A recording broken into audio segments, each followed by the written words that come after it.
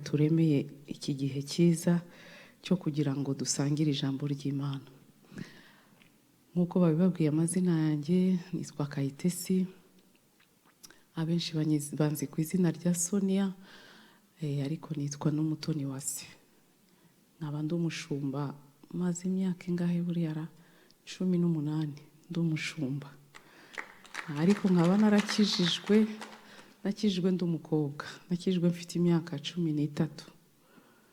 Yego, nari ndangije primaire njya muri secondaire, ndi nko muri secondaire ya mbere ngira ngo, cyangwa muri vacances ya secondaire kugira ngo ninjire muri secondaire. So ubukumi bwanjye bwose nabumaze nkijijwe.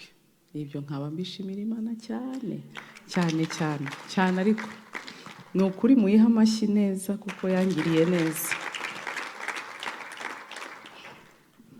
Nkaba ndi umumama ufite abana 4 bo mu mubiri, abahungu 3 n'umukobwa 1.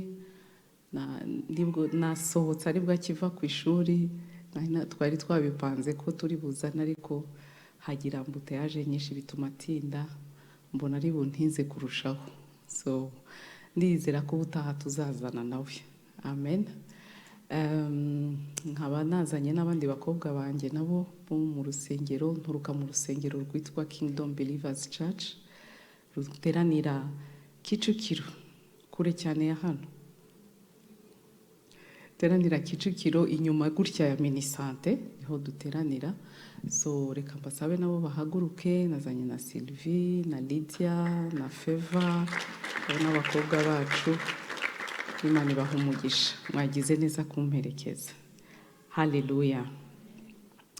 Uru rusengero ndaruzi rero kuva kera, ruri kwa Rubangura. Umushumba wanyu mukuru Pastor Liliose ndamuzi, Pastor Edi ndamuzi kuva kera cyane. N'abandi bashumba bo muri uru rusengero, yaba Pastor Olivier. Nashimye n'Imana cyane kubw'igitangaza cyo kubyara umwana, nashimiye Imana cyane.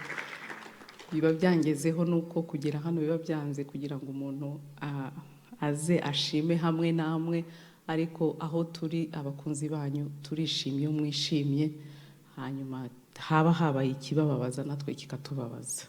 Amen. So ndabashimira kuntekereza no mu mubare w'abavugabutumwa n'abakozi b'Imana n'ababwiriza bose bo muri iyi Kigali, mugahitamo ko bari giye uza kubabwiriza ubutumwa. Rwose ntabwo mbifata nk'ibisanzwe, I don't take it for granted, ndabibashimiye. Niyo mpamvu nakomeje gusenga Imana, mbwira Imana ni icyizere bangiriye, urabizi ko ari kubera wowe, ntabwo ari ukubera ikindi, nta kindi cyatuma mungirira icyizere, si uko ndi umumama utandukanye n'abandi bose, ahubwo ni Kristo uri muri jye. Rero nakomeje kumubwira ngo amagambo yose ndi buvuge, ibintu byose ndi bukore, reka bigire umuntu bihindurira ubuzima bwe uyu munsi. Haleluya. Nkunze cyane amagambo Mama Laurence avuze, adusangije mu minota mikeya, ariko amagambo ari powerful, akomeye. Nk'uko nababwiye, jyewe nakijijwe ndi umukobwa. Nasanze bari kuvuga ngo abakobwa, hari imvugo ivuga ngo abakobwa ntibajya bakizwa. Namwe murabizi. Hari n'abajya bavuga ngo ntabwo bajya bagera ku musaraba. Ariko mu by'ukuri icyo baba bashaka kuvuga ngo ntibajya bahinduka, ntibajya bagera aho iby'Imana bibahindura, aho ijambo ry'Imana ribahindura by'ukuri. Baguma basa nk'aho bari hombi, baguma basa nk'aho bari mu by'Imana, ariko kandi n'iby'isi iyo bije ntibibabuza kuba babijyamo. Nanjye mu gihe cyanjye nabwo niko byari bimeze. Batubwira ngo nta bakobwa bakizwa, yewe baduhaga n'iminsi, baduhaga n'igihe, kavuga ati wowe sha nta n'amezi 3 uzamara, bakabona urayarangije. Bati wowe hagomba kuba ari agasore kariyo, bakabona ntako. Wowe bakavuga uko biri kose sha uyu mwaka nitubona ubunani bukurenga ukabusiga ugasigara mu gakiza, tuzamenya ko wakijijwe. Ibintu barahora bagutega iminsi, bagahora bakubwira yuko utazagerayo, yuko utazabishobora, yuko wowe uravangitiranye. Ebya niko bijya bigenda. Kenshi usanga abakobwa nyine nabo kubera ibyo baguma babwirwa ntibamara amaza ngo bagereyo. Umunsi umwe Yesu yagiye kuroba, yaragiye kwigisha, agiye kwigisha agera muri Luka 5, agera ahantu abona abantu ni benshi ntafite ukuntu ababwira bose, baramubyigaha ahindukiye ku ruhande abona Petero, Simoni icyo gihe abona ari kumwe n'undi mugenzi we, abona bafite amato, aravuga ati njye mu bwato bwawe. Simoni ati karibu, ajyamo ati reka twigire imbere ho gatoya. Bigira imbere ho gatoya, Yesu abona ukuntu abwiriza abantu, arababwiriza ariko ubwo yasanze ba Simoni Petero barobye ijoro ryose babuze n'agafi na kamwe. Arangije arababwira ati ariko mwakwigiye imuhengeri, mwigire kure. Hari ku manywa, mu mategeko y'abarobyi ntawe uroba ku manywa, baroba nijoro amafi atareba. Yesu ababwiye hagati ku manywa y'ihangwa ati mujye imuhengeri.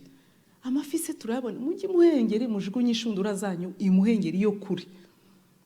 Petero aramubwira ati mwami, ubundi sinakabikoze kuko imyaka maze ndoba, ntabwo ubundi iryo tegeko ribaho, ariko kubw'ijambo ryawe gusa ngiye kubikora. Simoni Petero aragenda yegera imuhengeri, arangije amaze kugira imuhengeri abona amafi menshi, aroba amafi menshi atigeze aroba na rimwe. Arangije arayazana, ageze imbere ya Yesu ayakubita aho ngaho, arafite mwami ngirira impuhwe, rega ndi umunyabyaha mbabarira. Arangije amafi yose yasigaho aramukurikira. Haleluya. Icyo nshaka kubabwira aho ngaho ni iki? Uyu mugoroba ndasenga ngo urenge imbibi zisanzwe zo ku nkombe y'iby'umwuka utajya ugeramo, wigire imuhengeri, winjire imuhengeri ugereyo. Reka nkubwire, ndi umukobwa uhagaze aha, narinze ubuhamya bwanjye ndi umukobwa kubw'imbaraga z'Imana. Ndinda nshaka niba Imana yabinkorera, atari ukubera ko nturuka mu muryango ukize, atari ukubera yuko nize cyane, atari ukubera yuko ndi mwiza kurusha abandi, niba Imana yabinkorera nawe yabigukorera. Nta kintu yanciye nawe nta kizaguca, nawe yabigukorera ku buryo wasiga ubuhamya bwiza. Mama Laurence aravuze ati nta kibi nko guhora ufite ipfunwe ry'ibyo waciyemo, ry'ibyo wanyuzemo, ry'ibibi wibeshye mukagwamo, ry'ibyaha wagendeyemo, ry'imyanzuro n'imyifatire mibi wafashe, amadecision mabi wafashe uri umukobwa. Nta kibi nk'icyo, bigahora bigutera ipfunwe, ugahora wumva ufite ipfunwe. Bavuga bati abakobwa bakiri vierge, ukavuga utego ko vierge muri 2022 vierge ibaho se. Bavuga ngo abakobwa batigeze bakuramo amada. Yego umuntu aza kwa Yesu yaraciye muri byinshi. Noneho ugasanga kikira nababaje, usanga abakobwa batigeze bagendera mu byaha basa nkaho bavuga batari ko uko twacitswe. Dore runaka yabanje ajya mu byaha, umva wari ukwiye gukizwa koko. Dore runaka yagiye mu byaha, umva yaje ntacyo asize. Dururi twebwe se yewe sinzi gukizwa no kudakizwa, byose bimeze kimwe kuko kwanza iwacu bari banakijijwe, nta n'ibyaha nagiyemo. Uwabanza umuntu akajya mu byaha akabyivurugutamo, yarangiza akazakizwa. Oya mama, oya we, oya.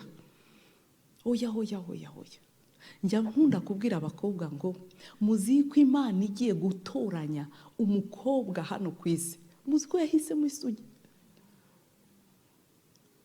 igiye gutoranya umukobwa uzabyara umwami Yesu. Yahisemo agakobwa kakiri agasugi. Kubera iki? Ko ari Imana kwibabarira ibyaha byose, kuki itafashe uwo yababariye? Muhise muceceka, muhise musa nkaho mutumva ururimi mvuga kandi muri kurwumva. Haleluya. Mwambwiye kubigisha ku kuba icyitegererezo. Mwamaye icyanditswe tunagisome kwanza naba ariho tunahera. Abo muri IT niba bashobora kudufasha bakakidushyiriraho tugihereho. Timotheo wa mbere igice cya 4 umurongo wa 12, aho Bibiliya ivuga ngo ntihakagire uhinyura ubusore bwawe, ahubwo ube icyitegererezo cy'abizera ku byo uvuga, ku ngeso zawe, ku rukundo, ku kwizera no ku mutima uboneye. Ube icyitegererezo. Reka mbibarize tube honnête, tuvugishije ukuri, birashoboka ko umuntu yamera gutya? Murumva bishoboka? Tell me the truth. Ntabwo naje kujajinga, naje gusa kugira ngo tubivuganeho, kugira ngo niba bishoboka tubifate, kandi niba bigoye tumenye ngo ntibishoboka. Birashoboka yuko umuntu yaba icyitegererezo mu byo avuga, mu ngeso ze, mu rukundo, mu kwizera, mu kwezwa. Is it possible? Kweri muri iyi si yacu y'uyu munsi kweri birashoboka? Na biriya bigerageza uba ufite ku kazi, na biriya bigerageza uba ufite ku ishuri, na biriya bigerageza uba ufite mu basore, aho unyura hose, no mu rugo, no muri quartier, na za zose, birashoboka yuko uba icyitegererezo. Kuba icyitegererezo ni ukuvuga ngo umuntu wese wakubona yakumva ashaka kumera nkawe. Umuntu wese wabona ingeso zawe yazifuza, akifuza kuba nkawe. Umuntu wese wakumva ukuntu uvuga akavuga ati wow, uyu muntu ko numva ashaka kumera nkawe se. Umuntu wese wabona uburyo wezwa, uburyo ukunda mu ngeso zawe, akifuza kumera nkawe. Murumva bishoboka? Mu mbaraga zawe murumva bishoboka kweri? Twakabaye twese ariko tumeze, twese niko twakabaye tumeze. Ariko nakomeje gutekereza kuri ibi, nasanze ibi bintu bidashoboka, bitajya bidushobokera. Iyo biza kuba bidushobokera, twari kuba twese tumeze neza, twari kujya tugira ubuhamya bwiza, iwanyu bari kujya bagushima, mu byo ukora byose wari kujya ushimwa. Impamvu hakibamo kwiyorobeka, nimurebe ukuntu mucecetse ahangaha ku rusengero, nawe reba ukuntu wicaye n'icyo ugira ngo niko uri umeze mu rugo. Ubu no mu rugo nuko nguko uba wicaye. Mbwiza ukuri. Ubu urashaka kumbwira ko ku ishuri cyangwa ku kazi nuko nguko uba umeze? Mu nzira, mu mujyi hariya hagati, uba witonze uko nguko. Reba ukuntu mwambaye neza, murasa neza, mwaje mubyiteguye. Ugira ngo niko uhora? Iyo uje ku rusengero uzuri icyitegererezo, atansiyo. Urahura na mama wanyu hano, ndamuzi, mama pastor. Ibintu byose by'uru rusengero biba biri nite, gutya ku murongo, nta kintu kiba kivuyanze mukuntu. Ubwo ndimo ndabwiriramo n'abakobwa banjye nabo babirebere wabo twasanye. Nta kintu, akantu kose, akadetaye kose, no mu gikari n'ahandi inyuma hose ndahaza aha hantu. Ndanabibakundira, kwanza nimwikomere n'amashyi. Ariko nizere ko mwa bakobwa mwe mubifitemo uruhare, nizere yuko namwe mutari abashyitsi nkanjye mujya muza mukahakundira icyo kavuga ati hariya nzajya mpicara kubera ukuntu haba hameze. Nizere ko mwe mubifitemo uruhare. Ko mutavuga amen? Ko mutavuga amen bashuti banjye? Izo amen ntabwo zatugeza ku bunani. Nizere ko ubutaha nzagaruka amen ari nyinshi cyane, mwese muri involved mu gusa neza ku rusengero rwanyu. Nukuri muracyafite imbaraga, muri n'abakobwa. Ubwo iwanyu hasa nabi usengera aha? Nabazaga uterega twe dutuye batsinda iyo ngiyo, erega ni muntu ntabwo ushobora kugira iwanyu hasa nabi usengera aha ngaha. Hagombe hase neza, ugomba uhagire heza kubera ahantu usengera. Burya ahantu hayerekana n'umwuka ukuntu uteye n'umuzima bw'umuntu ukuntu bumeze. Amen. So nababwiraga ukuntu ibyo ngibyo byose kugira ngo umuntu azagere kuri iriya standard yo kuba icyitegererezo iri hejuru cyane. Icyo bisaba rero, rimwe na rimwe icyo bidutera iyo tugeze ku rusengero tukiyorobeka. Bituma twiyorobeka kuko ntabwo tuhageze. Urugwego ruri hejuru cyane. Ugerageza mu byo uvuga ukabura acitswe. Ampurisi kuvuga noneho twebwe abakobwa. Muzi ko hari umubare w'amagambo tugomba kurara tuvuze. iyo tutayavuze dushakisha uburyo bwose kuri WhatsApp no kuri telefone tukayamaraho, ariko hari amagambo tudashobora kurarana, hari inkuru udashobora kurarana. N'ubu ngubu uri kuvuga uti ndataha mbimubwira, uzi ko atabizi umva ye baba we, buriya ukibuka inshuti yawe mwirirwanye hari ibyo utavuze. Mukuru wanjye niyo tujya tugumana umunsi wose tukirirana, umunsi wose tukavuga, tugatembera, tukajya aha, yajya gutanga ngo genda, ubwo ariko rero ntacyo tuvuze, umunsi wose twagumanye. Kubita icyitegererezo rero mu byo uvuga ntabwo ari ikintu kiri mwendre, ntabwo ari ikintu cyoroheje. Kuba icyitegererezo mu byo ukora, mu ngeso zawe zose biratuvuna. Barukore tukaba icyitegererezo ku rusengero, niho twambara ibimeze neza, niho twikwiza. Ariko iyo ugiye mu mujyi kwa gatandatu kweri ugenda wambaye iyo kanzu wambaye hano, nta muntu wansubiza hano pasi, kandi naje mbyiteguye. Kenshi ntabwo ibyo tubikora. Kubita icyitegererezo mu rukundo, ibyo urabizi runaka ari antipatike, urabizi kutangiye ntabwo mujya muhuza, kandi nta muntu ubizi. Niwanyu wenda ntibabizi, n'uwo muvandimwe mwicaranye hano mu rusengero wenda ntabyazi, ariko wowe mu mutima wawe hari n'umuntu wenda uri na hano mu rusengero uvuga uti umva uyu muntu aranjena. Kuba icyitegererezo rero mu rukundo ntabwo wabyishoboza, cyane ko abantu tubayeho nyine nk'abantu turakomeretsanya. N'ubu ngubu hari umuntu wasanga ukuntu ndi kuvuga n'ukuntu ndi kwigisha biri kumukomeretsa, kandi igihe ntabyo nzi. Niba ndi kugukomeretsa no kurumbabarire, si icyo nagambiriye, njya kuza hano si icyo nagambiriye. Ariko bijya bibaho yuko abantu bagukomeretsa, nawe akagukomeretsa, n'uyu akagukomeretsa, n'uyu akakuvuga, n'uriya akakuvuga, none ugasanga ukavuga uti ariko buriya kubera iki njya ku rusengero? Ariko wabivamo kubera ko kuba icyitegererezo mu rukundo, kurenga ibyo bakugirira nabi byose ugakunda, ntabwo ari ibintu twishoboza. N'ikindi gushaka kugeraho, ndi gushaka kugera ku kuvuga ngo kuba icyitegererezo ni byiza, ariko dukeneye izindi mbaraga ziri supernatural, zirenze ubumuntu. Ngo ube icyitegererezo mu mutima uboneye, mu mutima wejejwe. Ibyo ntimubizi se? Ntimubizi ko twese none iyo tugeze mu Banyarwanda, njye navukiye muri Kongo, ni naho nakuriye. Umunyekongo akubwira uko atekereza, wazi ashobora kugusanga gutya ahangaha nk'uko turaha ku rusengero akakubwira sunipe 1000 bale m'igihumbi aho.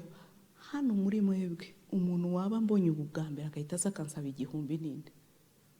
Nawe. Ariko umunyekongo ahita avuga ati ule mama anasema bien anipe 1000 francs. Uriya mubyeyi ari kuvuga neza uko biri kose, nampa 1000, ntabwo ari utahatampaye amafaranga. Ndinde burara ahari, umva numvise avuga neza, arampa amafaranga. Ariko ahangaha nubwo nayakwibariza ajye nyine nkakubwira ntabwo ukeneye uvuga ati ese neza, si byo se? Reka tujye twemera Abanyarwanda turaziranye. Uzi ubuzima bwawe wenyine, aho abantu batakureba, wowe urabizi ibyo ukora. Uzi ubuzima bwawe muri chambre wikingiranye, muri chambre yawe hatagera undi muntu. Uzi ubuzima bwawe kuri iki cyuma, nta wundi muntu uhari. Hasigaye hariho na bya bindi bita ngo ni private screen protector, ku buryo nuri ahangaha ntabona ibyo uri gukora, kandi wowe uri hano urimo urabikora, ariko ukwegereye ahangaha wapi ntabyo abona, ari kubona umwijima gusa. Kugira ngo buri wese niba hari akantu uri kureba ukarebe wenyine, ntihagire umuntu umenya ibyo uri kureba. Ni kenshi tugwa mu byaha kuri iki kintu. Kuba icyitegererezo rero mu mutima uboneye, iki kigeragezo gihari, ntabwo ubishobozwa n'imbaraga zawe. Niyo mpamvu naje kubabwira rero ibanga ryatuma mu icyitegererezo. Ntabwo ari amabanga menshi, ni rimwe. duha icyanditswe gikurikiraho.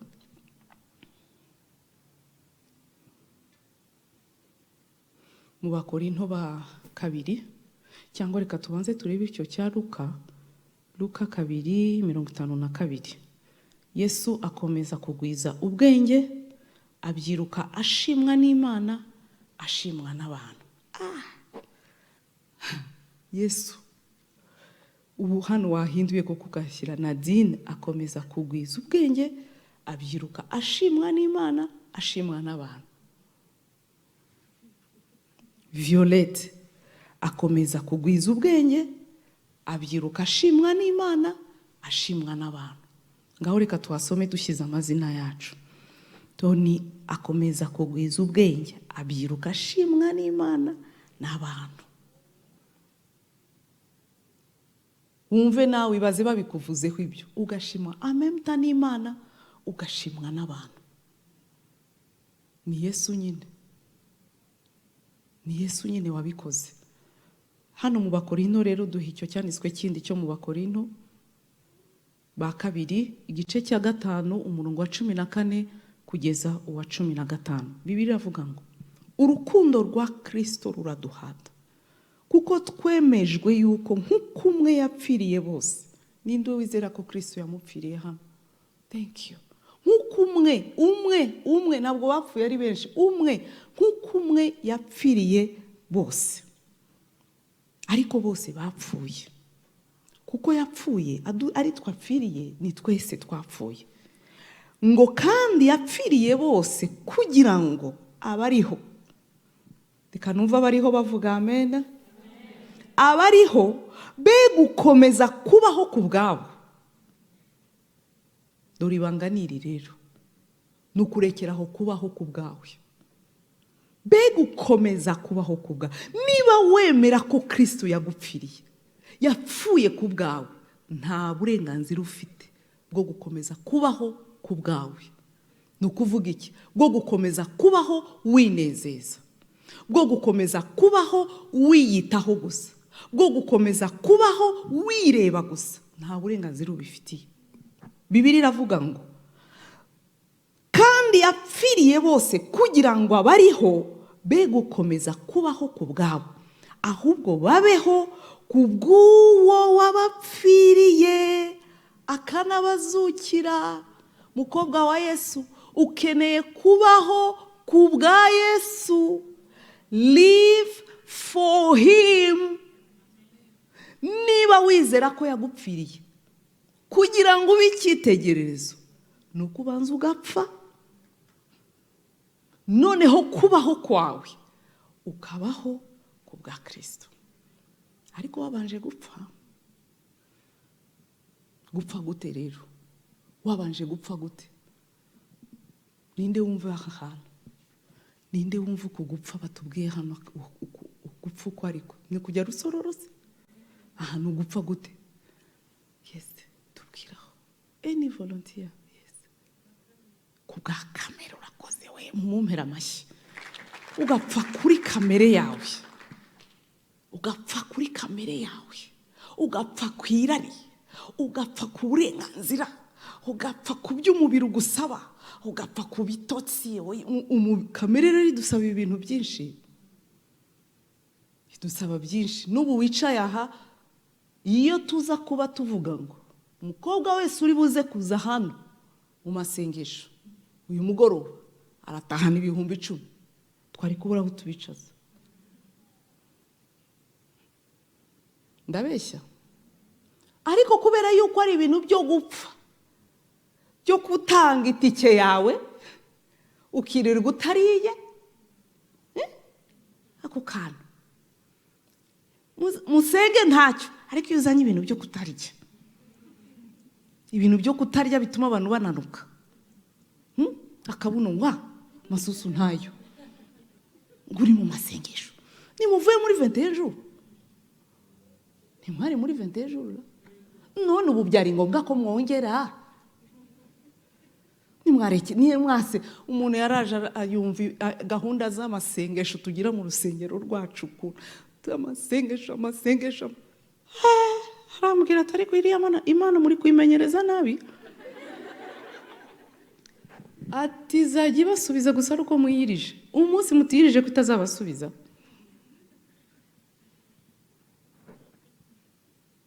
Gupfa kuri kamere ntikunda kwiyiriza, ntabwo ibikunda na gato, ntikunda ko ureka ibyo kurya.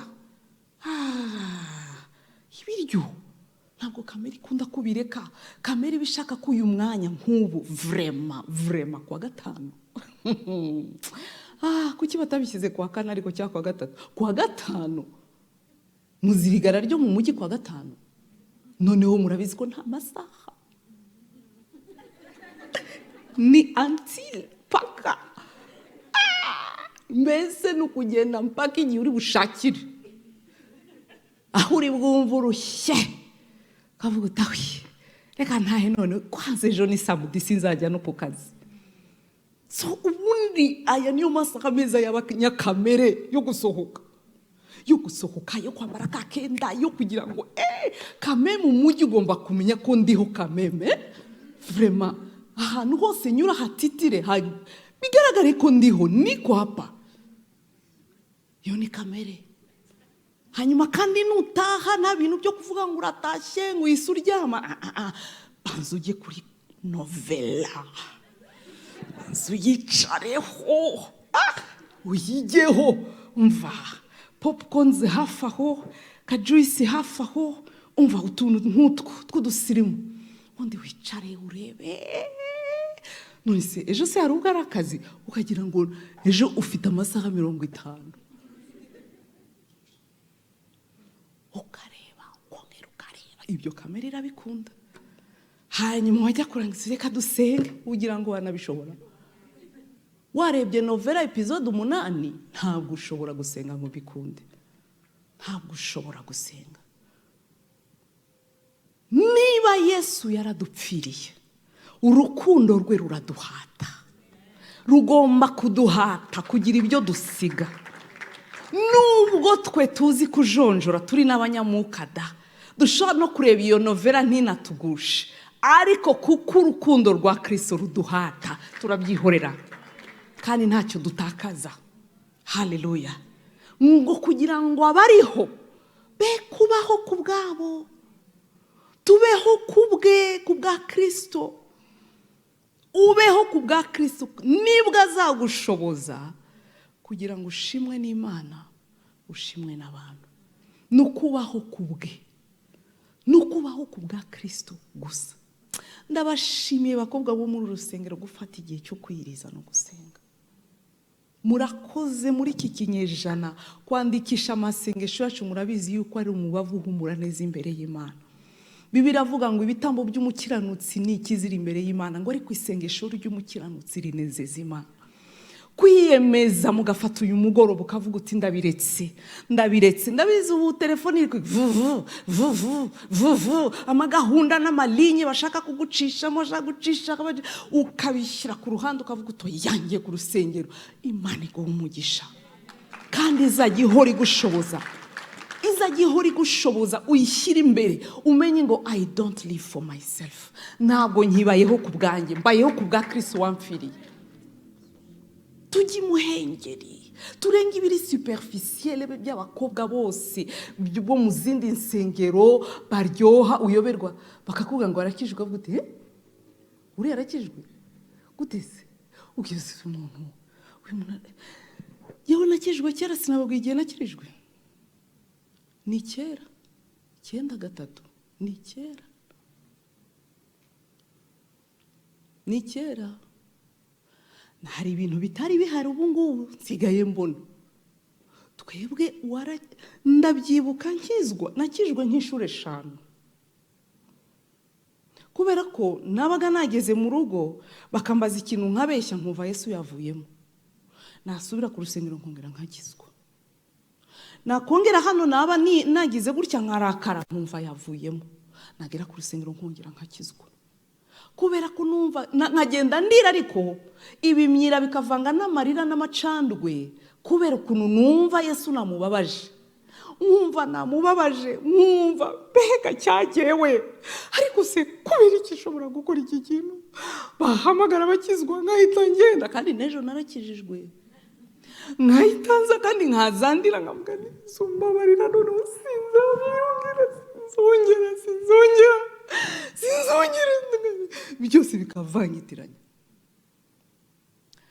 Uyu munsi iyo mpamagaye abantu gukizwa mu rusengero cyangwa n'ahandi hose ndi kwigisha, umuntu ushaka gukizwa gira gutya nkabona abantu babajenga,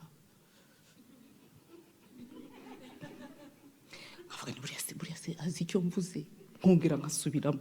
Navugaga ngo abantu bashaka gukizwa, bashaka kwakira, bumva bababajwe n'ibyaha byabo. Ya turi hano mana, Mungu wangu, kavuga isi uzarajyamo, use Yesu arajyamo, ngaho reka twihane. Ya ngaho vuga mwami Yesu, ya mwami Yesu. Gutya nukuri ubona kabisa nta regret, nta kwicuza kwinshi kurimo. Ya bon, nakozweho gake, but it's not that much. So mpamvu yo gukabya. Ya mwami Yesu, ya mwami Yesu, mbabarira ibyaha byanjye, ya mbabarire, kuko nta nubwo abayemera ko ufite n'ibyaha. Harabonye numva nacugusa nkamwe, ariko uzi ibintu ugiye gukora cyangwa n'ibintu urimo kwikorera tu mu kigare hamwe n'abandi. Niyo mpamvu dufite abantu benshi bishushanya mu rusengero, dufite abantu biyorobeka ukayoberwa ese yahuye na Kristo koko cyangwa n'ibintu ya fake kinza ahantu ukabiyoberwa. Nta kwihana, nta marira kiba mu rusengero, nta n'ibintu tubyaho ngaho, aje yambaye ikabutura yigeze aha ngaha gutya, aje mwami Yesu, ya mwami Yesu. Basi twe nta muntu watwigishaga gusenga. Abakijwe uyu munsi umuntu asigaye bigisha ngo basenga barya, akanakubaza ngo umuntu ahera ku gushima cyangwa ahera ku kwihana. Ibyo se twe barabikubwiraga ko wazaga wikubita imbere ye bitewe nuko wiriwe, bitewe n'ibyo wiriwemo, bitewe nuko wumva umeze mu mutima. Waba wumva umukunzi ukazurira umukunze, waba wumva wakoze amakosa utaye naje nongeye nabikoze ukarira amarira, waba wumva wishimye ukaza ushima uti warakoze kumva gakiza. Nta umuntu wakwigishaga gusenga, ariko ubu reka dusenge. Abari aha akaba aribo basenga, hariya bakaba ari ariko hari aho tujya tuvuga, hari aho tugera twese tukavuga. Niyo mpamvu twirukanye imyuka mibi yose. Yoyo twese n'utarakizwa zikuye hasenga aho ngaho. Turacyaha dayimoni n'abambari be bose mweze. Ubwo ngo twasenze. Niyo mpamvu yo mumpamagara ngo turi abakobwa twahisemo gusenga. I cannot miss. Ndaza nsengane nawe kuko musigaye muri imbarwa, abifuza amasengesho musigaye muri bake, ntabwo mukiri benshi mwifuza gusenga gutya, mwifuza kwiriza, mwifuza kugorobereza mu nzu y'Imana. Kuko abariho bagomba kuberaho wabapfiriye, ntabwo ari twe tukibeshejeho, ntabwo ugume komeza kubaho nkaho ari ibyawe. It's not about you my dear, it's not about you. Nkunda Esiteri muri Bibiliya. Esiteri yari umukobwa mwiza, atansiyo utagira ngo mwarasaga. She was beautiful, elle était très belle. Esiteri yari umukobwa mwe, ariko reba abantu bahitamo abakobwa bose bo muri iki reka tuvuge, kuko igihugu cya kiriya gihe ntaho gihuriye n'igihugu cy'uyu munsi. Ni nko guhamagara abakobwa bo muri Afurika cyangwa se bwo muri Afurika y'Amajyaruguru cyangwa se yo hagati yose cyangwa East Africa yose, bakavanamo umukobwa umwe. Uzi uko bararaga mu mavuta mwa? Uze gusoma Bibiliya, bakoraga oil therapy kugira ngo umubiri worohe. Wewe wari wakora oil therapy? Wayikura hese? Mavuta ko yahenze.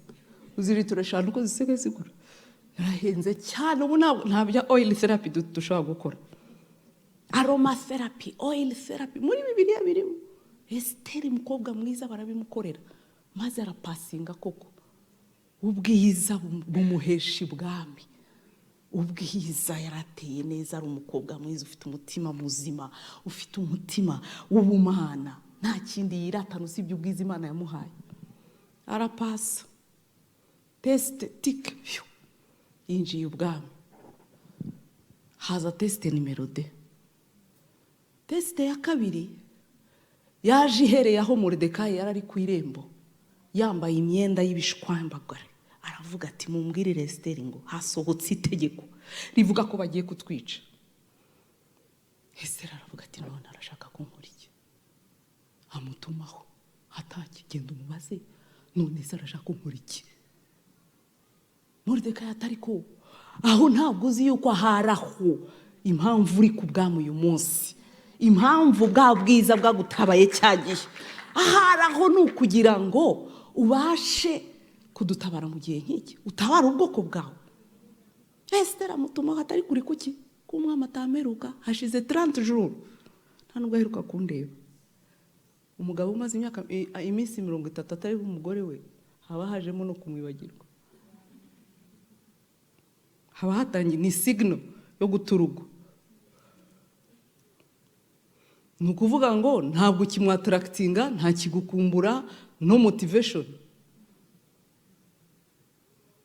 Nuko mukiri abakobwa, genda umudamu, umugabo wanjye amaze iminsi 30 atandeba, ni ikibazo gikomeye cyane cyane cyane, gishobora gutuma abashumba n'abapotre bose tubivolvingamo. Iminsi 30 umugabo atakureba ni ikibazo.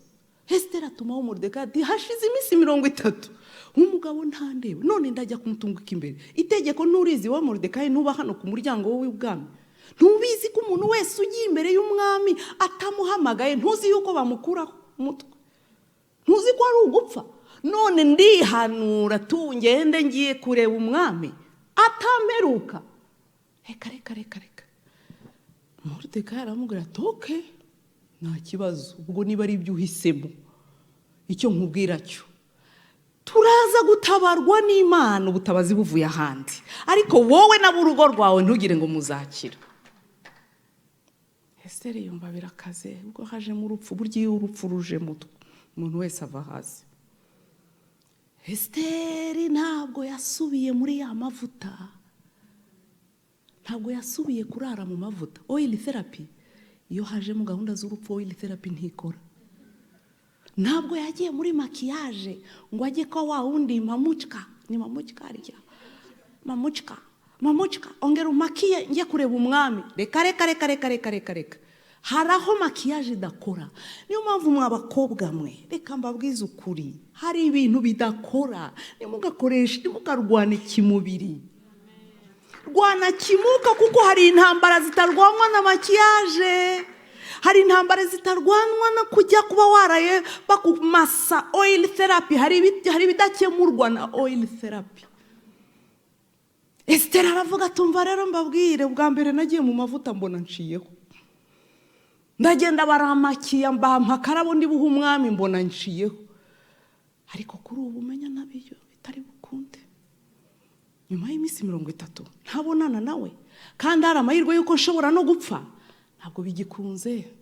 Ahubwo Moridekayi, mugende mwese mwirize iminsi ngahe nk'iy'abakobwa bo muri Omega barimo, mwirize iminsi 3. Niyagira ugira cyangwa mu gitondo cyangwa saa 6 cyangwa nijoro, mwirize iminsi 3. Nimurangiza nanjye vraiment Esiteri aho ngaho niho ndangiza. Umwamikazi, erega umwamikazi ntabwo arya nko kurya. Hello, si mugiye gutaha mugiye kubreakinga ho gato? Ntabwo rwose umwamikazi arya nka biriya kamukaro, icyayi cy'amata, inshyushyu, nabwo urondereza litiro wagiye gukamisha hariya hirya. Ntabwo ariko ku mwamikazi biba bimeze. ku mwamikazi bari bife iva nk'ahangaha ikagera hariya, kandi ntabwo ameza bajya bandurura, mwe mugira gutya bakandurura, ibwami ntibandurura, bahora barya banywa barya banywa. Any time is eating time, drinking time. Yes, niko ibwami bimera, ameza ahora yuzuye igihe cyose kugira ngo uwo mukobwa avuga ati ngiye kwiyiriza. It was a sacrifice. Hari ibiryo by'amoko yose, hari ibiryo by'ubwoko bwose, hari fruits z'ubwoko bwose, hari salade z'ubwoko bwose, hari amanyama amakoko y'amoko yose. Ibyo byose byari bihari. Esther aravuga ati kubera ko intambara ndi kurwana nayo ubu ngubu ntabwo ari intambara ikemurwa na tiro ya yindi nyayo yo mu mujyi, ntabwo ari intambara ikemurwa no kugira ngo nyoroshe urwara ebana ya yindi umva bagashyireho, ntabwo umva ibyo nito, ibyo hari aho birwana ariko hari aho bitagera, hari aho bidakemura na gato. Esther aravuga ati nanjye ndabireka n'ibiryo ndabireka. For sure umuntu umaze iminsi 3, ninde wari wakorana amasengesho y'iminsi 3 yikurikiranya adafunguye hagati? Murakoze cyane. Ubusa neza ku buryo umwami yakwifuza. Nabazaga uburi appealing to the king. Ubusa neza umeze nk'uvugirize uba washizemo akabaraga ntako, uba wumagaye umwuma ukumereye nabi. Esther ati ninarangiza nibwo ndi bujye ku mwami, kubera ko haraho makiyaje idakora, haraho mini idakora.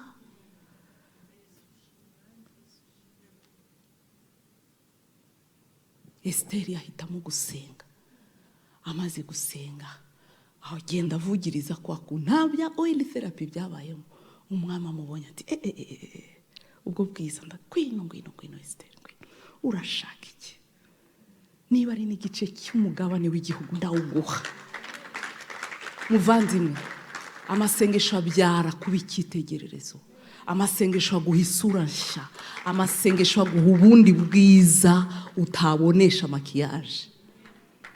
Hari abantu njya ndeba nkavugana ariko se ninde wababeshye ko kugira ngo ubone umugabo bisaba ko wiyandarika ukambara ubusa? Who lied to you, my dear?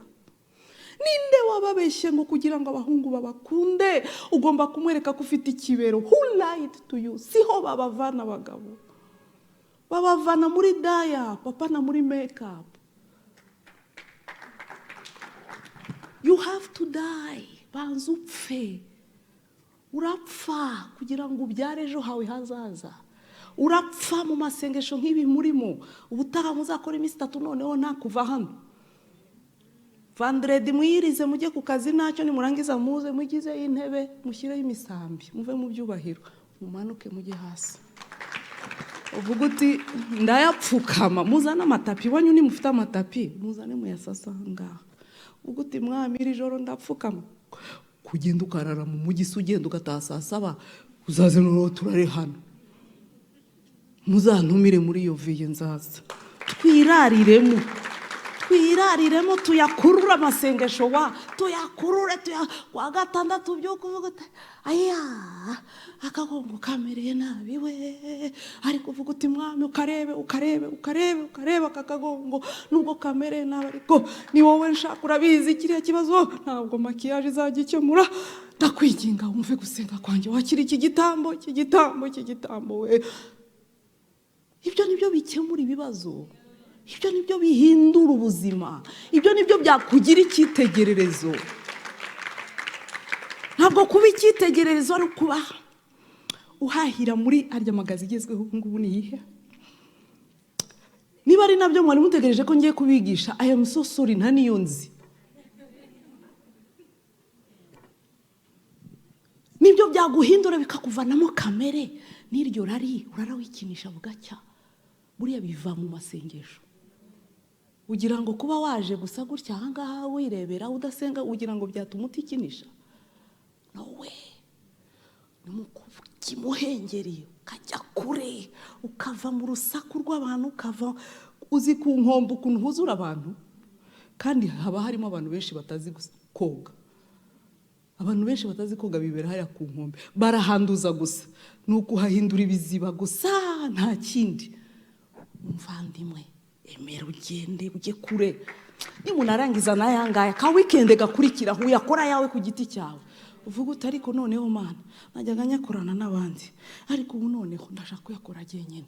Ko mbeshya iri juru nzaribona mbeshya gutya? Oya, ndashaka gukora amasengesho y'iyo minsi 3 amvanemo ikinyoma, kuko ndakabije kandi nanjye njya mbibona ko mbeshya, kandi sinzinjira mu ijuru mbeshya. None ko ntonda mu rusengero nibabona narasigaye nijuru nkaribura bizagenda bita Mana ngiye gufata amasengesho yanjye ku giti cyanjye na pastor nabyazi kugira ngo niri ko mureke inyuma cyose. Bibiliya iravuga mu Baheburayo ngo mwiyambure igomwa n'ikintu cyose kibasha kubiziringaho, n'icyaha cyose kibasha kubiziringaho vuba. Haleluya, haleluya. Ni gutyo tushobozwa kuba icyitegererezo. Utemeye guca bugufi ngo ujye imbere y'Imana, utemeye guca bugufi ngo iguhindure, ese we washobora kuba icyitegererezo? Ntabwo wabishobora. Niyo mpamvu we end up twiyorobeka, dusoza turi indyarya, dusoza turi beza ku rusengero, aho dukorera bakavuga bati uriya sarakijijwe, reka.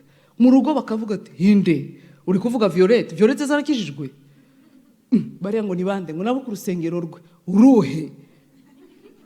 Ngo ni ku rusengero hariya hirya ngo bajya basengera. Violette sarasenga?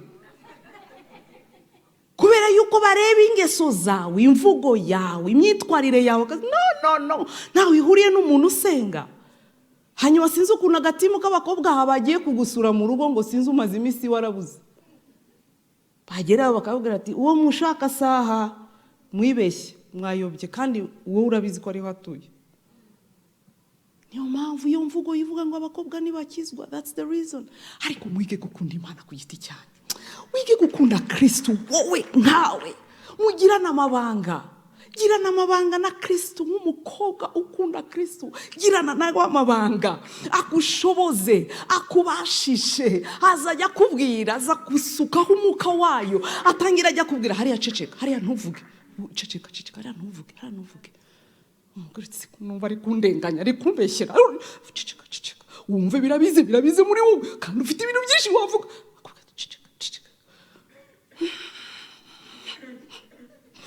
Ariko urabizi ko ufite byinshi cyane wavuga, ariko kuko akubushije kugira ngo nakubabaza Yesu, uvuge nk'uko Petero yavuze ati ubundi nakavuze Yesu, ariko kuko bimbwiye ngo nceceka, ngiye guceceka.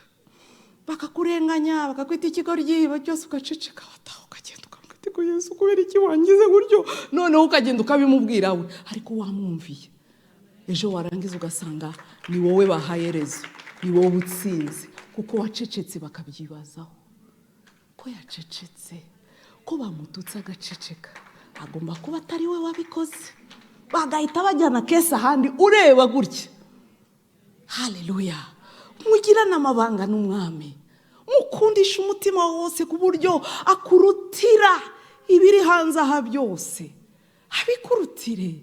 Erega Kristo arakunditse, erega araryoha gukunda, kandi azi gukunda. Rero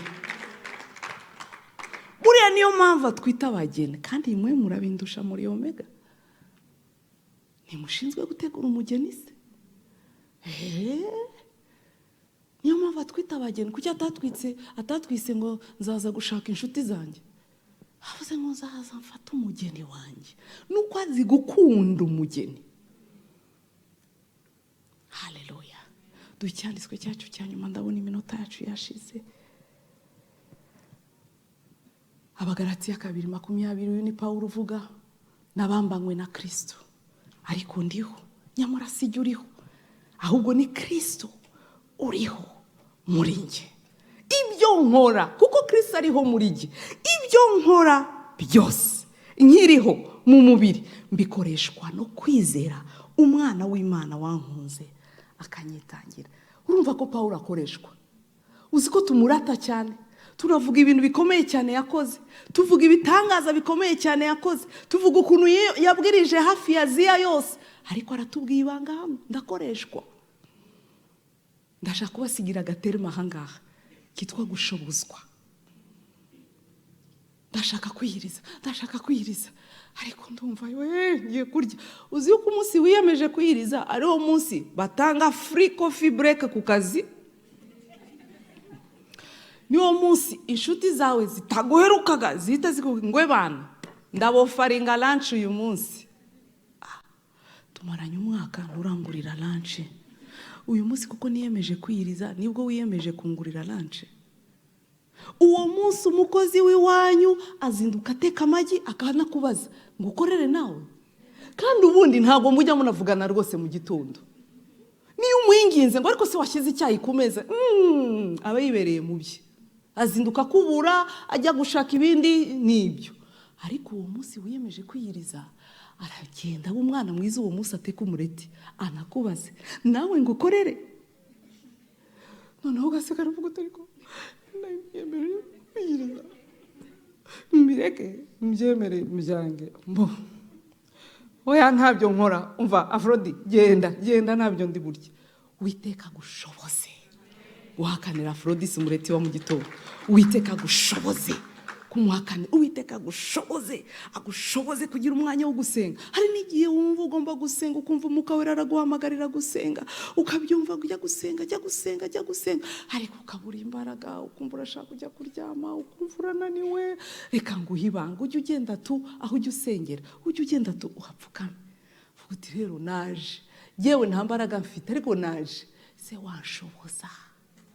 Shoboza ni ukuvuga nk'uko Pawulo avuga, nkoreramo, nsengeramo, ndirimbiramo, nkoreramo, nshoboza. Erega n'umwami Yesu yageze ahantu biramugora, yageze aho agiye kudupfira, ageze i Getsemani ararira, aravuga ati mwami byashoboka ko iki gikombe kindenga. Bibiri iravuga ngo yarasenganye agahinda kenshi cyane, ngo ibyuya bye bihinduka nk'amaraso, nk'ibitonyanga by'amaraso. Ngo arasenga, ngo ajya kureba Petero asanga hasinziriye, arongera aragaruka arasenga. Hanyuma ngo Imana yohereza marayika ngo amwongereramo imbaraga.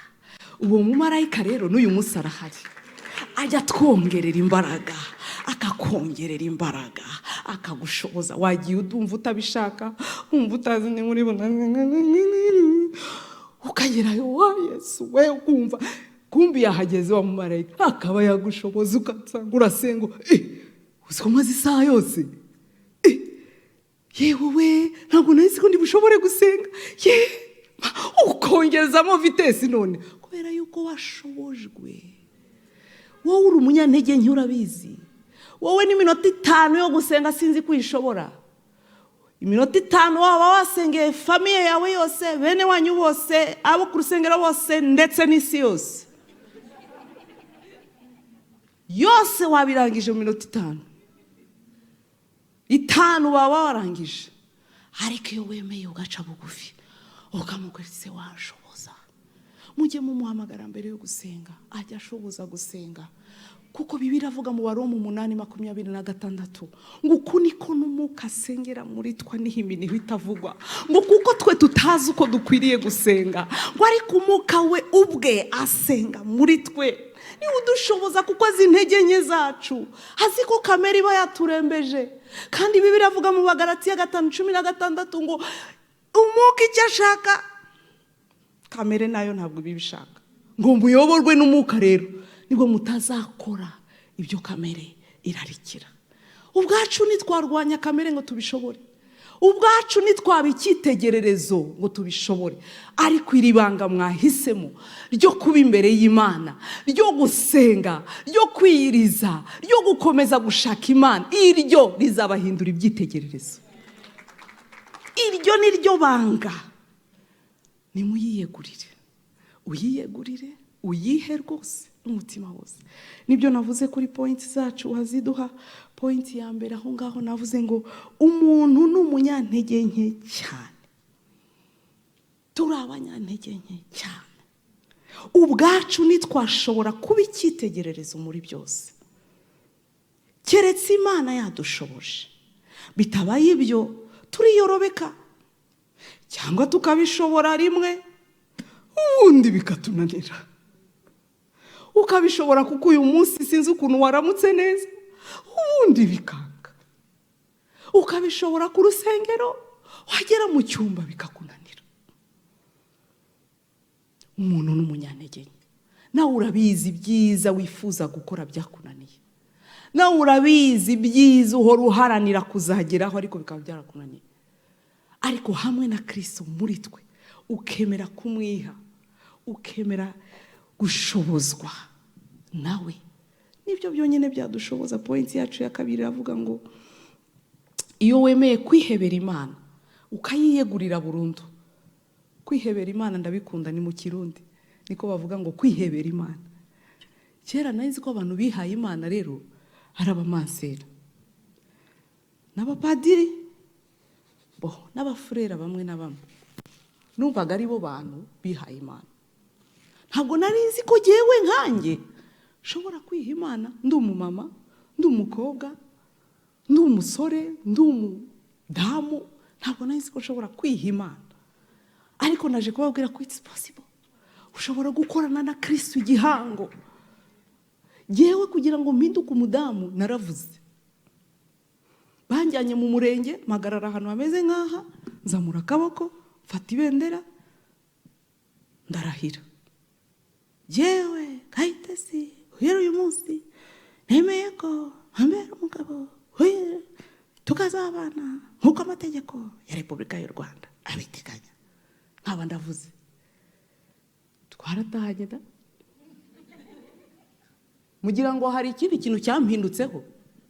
Reka da, umunsi wenda ntabwo ariho twahise dutaha, haciyemo iminsi 2 tujya mu rusengero, naho ndongera ndarahira, nzakubera umugore, nzagukuyakuya, nzakubaha, nza zose zishoboka ndazivuga we, nza. N'uyu munsi tumaranye imyaka 18, ndacyari muri nza. Nzazireka se? Ariko niki cyampinduye umugore buriya? Mugira ngo hari ukuntu nabyutse mu gitondo, transformation. Reka naravuze ngo narongowe, ndabirahirira, ubundi mpindura icyicaro. Najyaga ntaha iwacu Kicukiro centre, ndongowe iwanjye hari Remera, ku buryo hari n'umunsi nateze ya Kicukiro njya mu rugo, ngeze hagati nibuka ko nakoze ubukwe, ndasigara ndega materiel, nongera ndakata ntega ijya Remera. Bibikamwe ibanga iminsi mike, nyuma yaho ndavuga ni yewe burya cyagiye narayobye, naragiye njya iwacu, kubera ko naho horaga nari menyereye kuva ku kazi wihuse ugahita ujya mu ya Kicukiro centre. None iwanjye ni Remera, ndagenda Kicukiro centre, turagenda nkumva nibisanzwe, ibintu maze imyaka 20 naho ukora, nkumva nibisanzwe, turagenda mbona ndiho ndajya he, ndasigara. Twari tugifite abakonvoyeri, ndasigara, twari tugeze ahantu kwa Yehova hafi yo kugera centre, mvamo moto zari zitaraza, ntega itagisi yindi injyana Remera. Kubera iki ndi kubabwira ibi? Gukorana na Kristo igihango, korana nawe indahiro, bivuge vuga uti mbaye wa Kristo. Ega ni nako dukizwa, siko dukizwa se? Turavuga n'ubu kwiyegurira Imana rero, wibwira uti ndakwihaye, uyu mubiri wanjye wananiye ndawuguhaye, iri rari ryangoye ndariguhaye, ibi binyoma bisigaye byarambase ndabiguhaye, ibyanjye byose nabiguhaye. Wera uyu munsi mbaye uwawe, mbaye umutungo wawe bwite, unkoresha icyo ushaka. Aho umbwira kuzamuka nzazamuka, nicyo bita to live for him. Numbwira kumanuka nzamanuka, numbwira guceceka nzaceceka, ngiye kuba uwawe, ubu sinzongera no kwigenga. Nicyo Pawulo avuga ati nabambanywe na Kristo, ariko ndiho, nyamara sijye uriho, ni Kristo uriho muri jyewe. Haleluya. Kristo muri jyewe rero niyo point yacu ya gatatu. Kristo muri twe ni udushoboza kuvuga no gukora nkawe.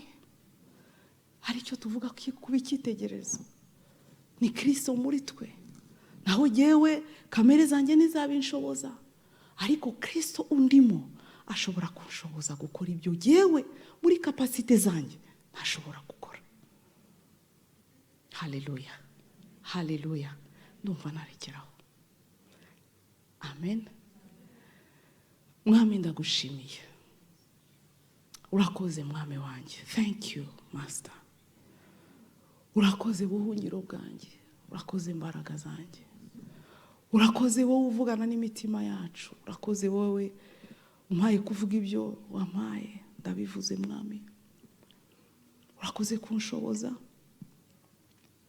Ndagushimiye. Niyo mpamvu nsengeye abangaba bumvise aya magambo uyu mugoroba.